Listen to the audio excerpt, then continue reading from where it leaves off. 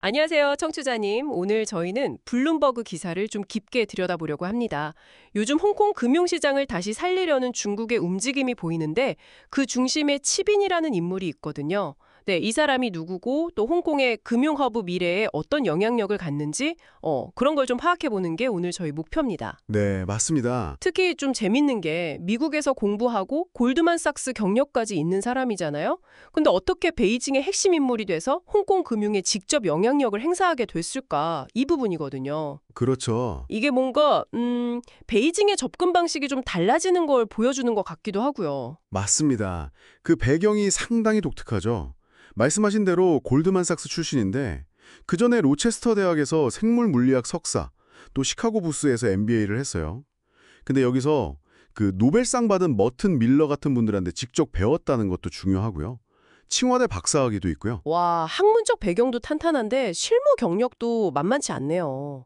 중국투자공사 CIC 부사장에다가 증권감독관리위원회 CSRC에서는 16년이나 있었다고요. 네, 바로 그 CIC는 중국 국부펀드고 CSRC는 증권시장 감독기구인데 여기서 굉장히 오래 있었죠. 아, 그럼 그때 CSRC에 있으면서 그 유명한 후광퉁 협상을 이끌었던 거군요. 맞습니다.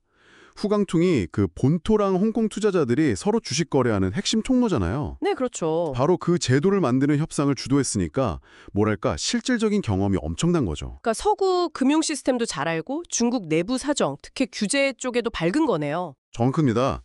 이 두 가지를 다 갖춘 인물이니까 국제자본하고 베이징의 목표 사이에서 다리 역할을 하기에 아주 적합한 거죠. 아 그리고 존 스틸 고든의 금융역사책 The Great Game을 직접 번역하기도 했어요. 이런 걸 봐도 그의 전문성이나 시각을 좀 엿볼 수 있죠. 그러게요. 이 사람의 영향력이 확 드러난 계기가 있었다면서요. 지난 1월 연설인가요? 네, 맞아요. 그때 만다리너로 연설했는데 내용이 아주 구체적이었어요. 홍콩 시장 규제, 기업 거버넌스 개선 방안 같은 것들요. 현장에 있던 사람들이 꽤 충격을 받았다고 해요. 왜냐하면 이전까지는 본토 관리가 홍콩 금융의 그 세세한 운영 방식에 대해서 그렇게 직접적으로 또 공개적으로 얘기하는 경우가 거의 없었거든요.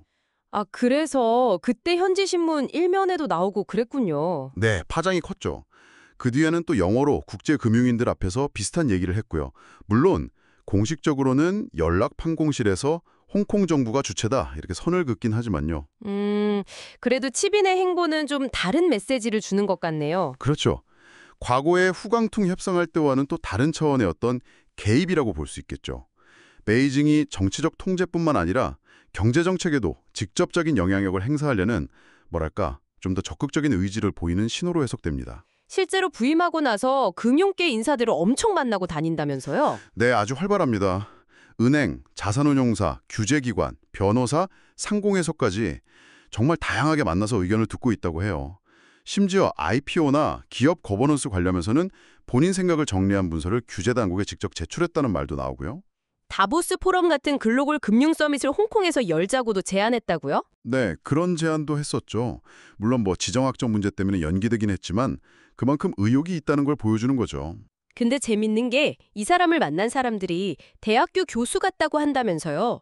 전형적인 관료나 은행가 느낌은 아니라는 거네요. 네, 그런 평가가 좀 있어요. 아마 그 전문성 때문이 아닐까 싶어요.